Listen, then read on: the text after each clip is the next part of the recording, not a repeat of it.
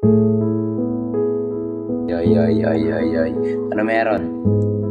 Ano meron ngayon mga tol? Ako yan na. Pogi ko yan na. Kung ano meron ngayon, simulan na natin yan. Tirahin na natin yan. Sino ako?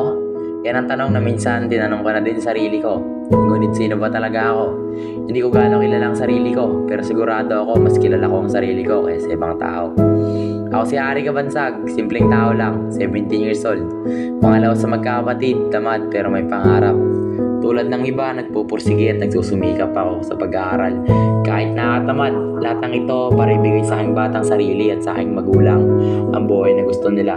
Hindi ako matalino, masipag lang, pero nakatamad din minsan. Sino ako? Nasagot ko na ba ang tanong nyo? Ako isang tao na patuloy na lumalaban upang malagpasan ang pagsubok sa buong buhay.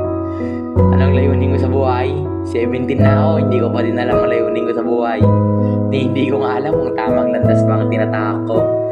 Ang nasa isip ko lang ngayon, matapad yung mga pangarap ko na pinagdadasal ko sa Panginoon. Pero bakit kailangan mawala tayo sa mundo? Pero walang permanente. Lahat tayo lilipas. Sabi ko, ganun kadali ang buhay. Kung anong kaya kong gawin, gagawin ko.